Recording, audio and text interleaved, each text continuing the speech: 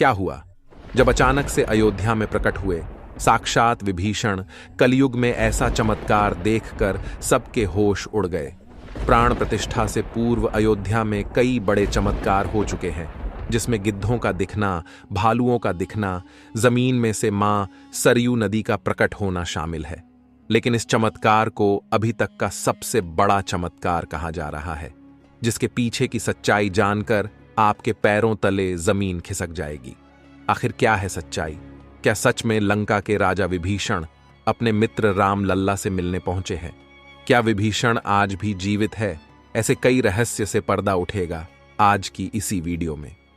शुरुआत करने से पहले अगर आप एक सच्चे सनातनी हैं और राम मंदिर बनने से बेहद खुश है तो इस वीडियो को लाइक करें और कमेंट बॉक्स में जय श्री राम जरूर लिखें। अयोध्या में राम मंदिर की प्राण प्रतिष्ठा की तैयारी जोर शोर से चल रही है। 22 जनवरी को राम लल्ला को गर्भगृह में स्थापित किया जाएगा। हर राम भक्त को इस दिन का लंबे समय से इंतजार था। अयोध्या में 22 जनवरी से लेकर 25 मार्च तक कई खास कार्यक्रमों का आयोजन किया जाएगा। इस बीच मंदिर के गर्भगृह के निर्माण का काम 24 घंटे चल रहा है। 22 जनवरी को राम मंदिर में राम लल्ला की प्राण प्रतिष्ठा होने वाली है। किसी भी मंदिर में की जाने वाली भगवान की मूर्ति की प्राण प्रतिष्ठा का बहुत महत्व होता है। मूर्ति की प्राण प्रतिष्ठा के बिना भगवान का पूजन अधूरा माना जाता है।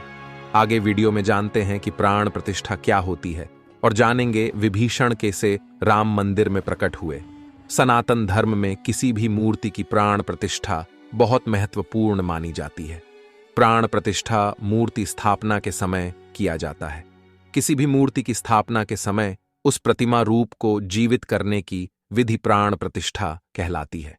प्राण शब्द का अर्थ जीवन शक्ति और प्रतिष्ठा का अर्थ स्थापना होता है। ऐसे में प्राण प्रतिष्ठा का अर्थ जीवन शक्ति की स्थापना करना या देवता को जीवन में लाना होता है। बिना प्राण प्रतिष्ठा के कोई भी मूर्ति पूजा के योग्य नहीं मानी जाती है। मान्यता है कि प्राण प्रतिष्ठा के जरिए मूर्ति में जीवन शक्ति का संचार होता है और वह मूर्ति देवता के रूप में बदल जाती है। अर्थात अब साक्षात प्रभु श्री राम अयोध्या राम मंदिर में निवास करने वाले हैं और जब स्वयं प्रभु एक बार पुनः अयोध्या आ रहे हैं तो उनके प्रिय मित्र व भक्त विभीषण कैसे पीछे रह सकते हैं? क्योंकि जब प्रभु श्री राम ने रावण का वध किया था, लंका पर विजय पाई थी और पुष्पक विमान के जरिए जब वह फिर से अयोध्या लौटे थे, तब प्रभु श्री राम के साथ विभीषण जी भी अयोध्या आए थे और कई दिनों तक अयोध्या में ही रुके थे। इसके बाद उन्होंने लंका का राज सिंहासन संभाला और लंका के राजा बन गए। यानी प्रभु श्री राम की भक्ति उनके लिए बहुत भाग्यशाली साबित हुई है, क्योंकि जो राम की शरण में आ जाता है उसका उद्धार निश्चित है। लेकिन क्या विभीषण आज भी जिंदा है? इसका जवाब आपको आगे की वीडियो देखकर पता चलेगा। हिंदू धर्म की पौराणिक कथाओं के अनुसार माना जाता है कि 8 महान विभूतियां आज भी सशरीर जीवित हैं, जिनमें से कुछ रामायण काल के हैं तो कुछ महाभारत काल के तथा कुछ विभूतियां उससे भी पहले के काल से आज तक जीवित हैं। पौराणिक मान्यता के अनुसार विभीषण, अश्वत्थामा, बलि, वेदव्यास, हनुमान जी, कृपाचार्य, भगवान परशुराम और मार्कंडेय ऋषि चिरंजीवियों में शामिल हैं। चिरंजीवी का अर्थ होता है जो सृष्टि के अंत तक जीवित रहे और जिसकी उम्र भी ना बढ़े, और विभीषण भी इन्हीं चिरंजीवियों में से एक है जो आज भी इस धरती पर मौजूद है और अनंत काल तक जीवित रहेंगे। लेकिन यह वरदान आखिर उन्हें किसने दिया, ये बड़ा जानने का विषय है। भगवान राम के अनन्य भक्त विभीषण बाल्यकाल से ही धर्मपरायण रहे। वह अपने बड़े भाई रावण के धर्म विरुद्ध कार्यों का विरोध भी करते थे। उन्होंने लंका युद्ध में भी धर्म का पालन करते हुए भगवान राम का साथ दिया। इसलिए प्रभु श्री राम ने उन्हें सृष्टि के अंत तक अजर अमर रहने का वरदान दिया। जब कलयुग का अंत होगा उस समय भगवान विष्णु एक बार फिर से अवतार लेंगे, जिसका नाम कल्कि होगा। तब ये 8 चिरंजीवी भगवान कल्कि का साथ देंगे और फिर से सतयुग की स्थापना करेंगे। इसका मतलब यही निकलता है कि विभीषण आज भी जीवित है, लेकिन आखिर प्राण प्रतिष्ठा से पहले उन्हें राम मंदिर में उन्हें कब और कैसे देखा गया, आगे वीडियो में जो घटना हम आपको बताने वाले उसे सुनकर आपके होश उड़ जाएंगे। ये घटना है 11 जनवरी रात्रि 12 बजे की। रोजाना की तरह सभी मजदूर राम मंदिर के गर्भगृह का कार्य करके अपने तंबू में विश्राम कर रहे थे। तभी मजदूरों को मंदिर के अंदर से प्रभु श्री राम के नाम जाप की ध्वनि सुनाई दी। अभी किसी भी अन्य व्यक्ति को रात्रि के समय राम मंदिर में घुसने की अभी अनुमति नहीं है। तब उन्हें ऐसा लगा कि शायद किसी आसपास के मंदिर द्वारा उन्हें ध्वनि सुनाई दे रही होगी, तो सभी मजदूर रात्रि में वापस सो गए। लेकिन सुभाष नाम के एक मजदूर को लगातार यह बात खटक रही थी। उसे वह आवाज राम मंदिर से ही आती प्रतीत हो रही थी, तो उसके मन में जानने की उत्सुकता हुई। आखिर इतनी रात्रि को राम मंदिर के अंदर राम नाम का जाप कौन कर रहा है? उसने अपने साथियों को उठाना चाहा, लेकिन सभी गहरी नींद में थे। तब सुभाष अकेले ही राम मंदिर परिसर में पहुंचा। वे काफी महीनों से राम मंदिर के निर्माण कार्य का हिस्सा था। उसे राम मंदिर का एक एक दरवाजा, एक एक कोना अच्छी तरह से पता था। जब उसने राम मंदिर के गर्भगृह में झांक कर देखा, तो वहां पर एक बहुत ही दिव्य पुरुष, जिनके अंदर से काफी तेज प्रकट हो रहा था। वे अपने हाथों में माला लिए राम नाम का जाप कर रहे थे। ऐसा लग रहा था मानो वे काफी दिव्य पुरुष हों और किसी पौराणिक समय से आए हों। उनके बैठने का तरीका और उनका अंदाज राजाओं की तरह मालूम पड़ रहा था। सुभाष ये नजारा देखकर दंग रह गया। इसके बाद सुरेश अपने साथी मजदूरों के पास गया और उन्हें यह सारी सच्चाई बताई। और जब सब मिलकर राम मंदिर गर्भगृह तक पहुंचे, तो सभी के होश उड़ गए, क्योंकि वह दिव्य व्यक्ति वहां से गायब हो चुके थे। चूंकि रात्रि का समय चल रहा था, तो सभी लोग सुभाष की बातों को भ्रम समझ रहे थे और कोई भी उसकी बात को मानने को तैयार नहीं था। लेकिन सुभाष जानता था, उसने जो देखा है वह बहुत बड़ा चमत्कार है। लेकिन उसके मन में एक ही सवाल था कि रात्रि 12 बजे राम मंदिर में राम नाम का जाप करते हैं, वह दिव्य पुरुष आखिर थे कौन? क्योंकि आज के समय में किसी भी पुरुष के अंदर इतना तेज नहीं हो सकता। उनका संबंध पौराणिक काल से ही हो सकता है। और अगर रामायण काल की बात करें तो 2 ही शख्सियत है जिनके होने का दावा आज भी कलयुग में कहा जाता है। पहले है हनुमान जी और दूसरे हैं विभीषण। तो पूरी संभावना यही है कि सुभाष ने राम मंदिर में रात्रि के समय जिस महापुरुष को देखा था, वह राजा विभीषण हो सकते हैं, क्योंकि वह आज भी धरती पर जीवित है और 8 चिरंजीवियों में से एक है। ऐसे दिव्य मौके पर राम मंदिर में कई चमत्कार लगातार हो रहे हैं। जहां कहीं दिव्य शक्तियां भी राम भगवान के स्वागत के लिए अयोध्या आ पहुंची है। राम मंदिर के उद्घाटन की तैयारी अब अंतिम चरण में है। इस बीच एक और जहां श्री राम जन्मभूमि तीर्थ क्षेत्र ट्रस्ट लगातार तैयारी की जानकारी साझा कर रहा है, वहीं राम मंदिर के इस महायज्ञ में देश का हर राम भक्त अपनी आहुति अर्पित कर रहा है। आने वाली 22 तारीख के मौके पर कई संत, महात्मा और जिन भक्तों ने राम मंदिर के लिए संघर्ष किया, वो सभी अयोध्या पहुंचेंगे। न केवल 22 जनवरी को, बल्कि 12 जनवरी से ही मेहमानों का अयोध्या जाने का सिलसिला शुरू हो जाएगा। रामनगरी में 11,000 से ज्यादा वीआईपी मेहमानों के स्वागत की तैयारी की जा रही है। एक समय था जब यहीं अयोध्या में रामलला टेंट में विराजमान थे। आज पक्का घर सिर्फ रामलला को ही नहीं, बल्कि पक्का घर देश के 4 करोड़ गरीबों को भी मिला है। रामायण के समय में अयोध्या को स्वर्ग कहा जाता था। देवता इस स्वर्णिम नगरी कहते थे, क्योंकि यह नगर चारों तरफ से हर प्रकार की सुविधा से युक्त था। लेकिन जब मुगल आक्रांताओं ने भारत पर आक्रमण किया, तो पूरे अयोध्या नगर को उजाड़ कर रख दिया। मंदिर के ध्वस्त होने के बाद कई सालों तक यह भूमि वीरान रही और किसी भी हिंदू सनातनी को इस क्षेत्र में आने की अनुमति तक नहीं थी। लेकिन पुनः प्रभु श्री राम जी की कृपा हुई।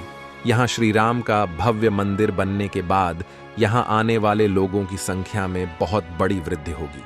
इसे ध्यान में रखते हुए सरकार ने अयोध्या में हजारों करोड़ रुपए के विकास कार्य किया है।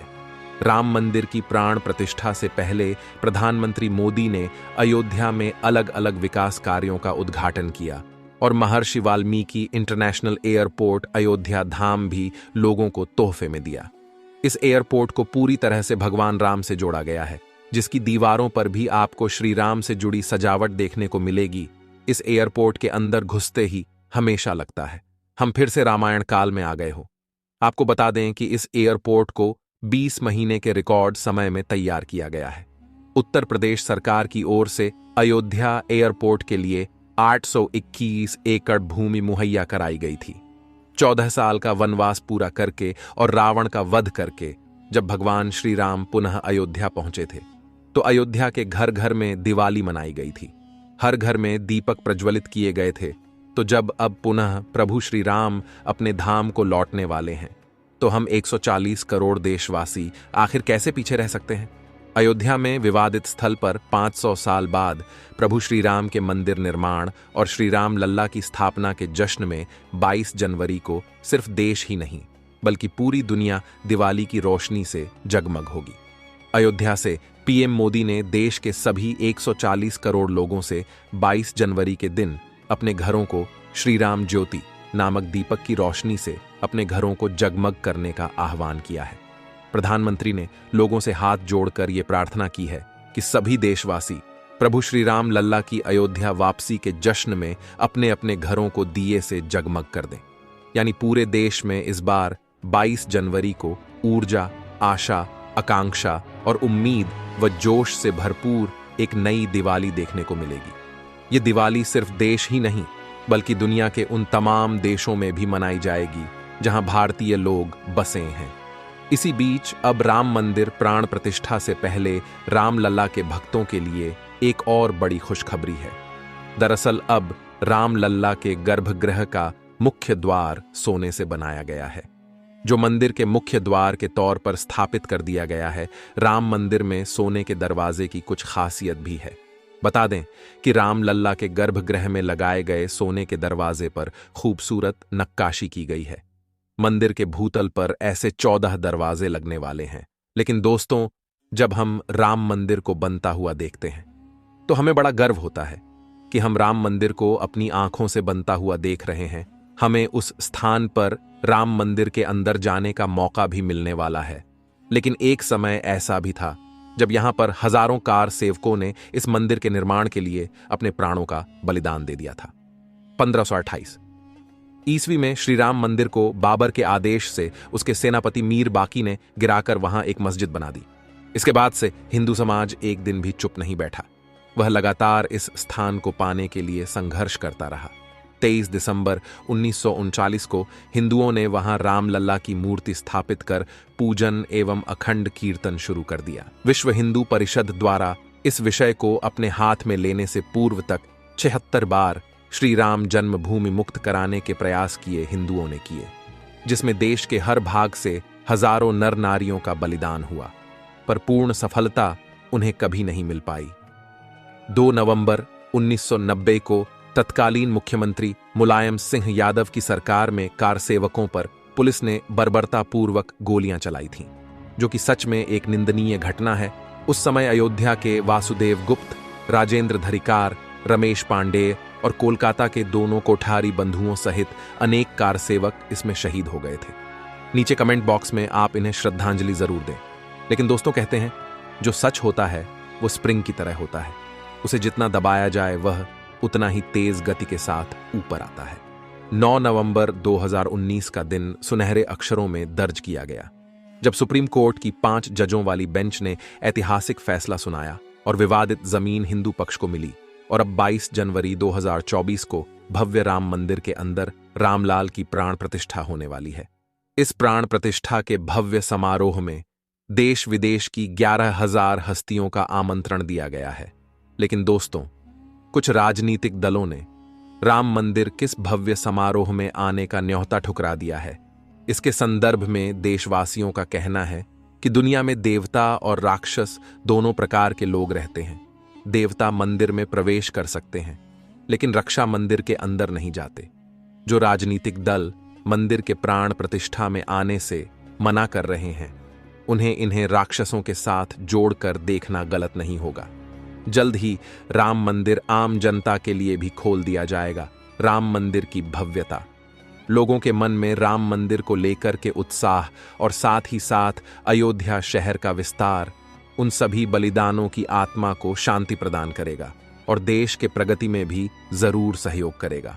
हम दोस्तों आशा करते हैं कि आज की वीडियो के माध्यम से आप राम मंदिर को और उसके इतिहास को करीब से जान पाए होंगे। सभी हमेशा करते। आज की वीडियो आपको पसंद आई होगी, लाइक जरूर करें और कमेंट बॉक्स में सभी कार्ड सेवकों के बलिदान के प्रति आप श्रद्धांजलि जरूर दें। साथ ही साथ कमेंट बॉक्स में कुछ सेकुलर हिंदुओं के लिए अपनी राय जरूर रखें, जिन्होंने राम मंदिर प्राण प्रतिष्ठा समारोह में आने का न्योता ठुकरा दिया है। हमारे चैनल को सब्सक्राइब जरूर कर लें ताकि आपको हमेशा ऐसी सत्य चमत्कारी घटनाएं देखने को मिलती रहे। अभी के लिए आप सभी को हर हर महादेव।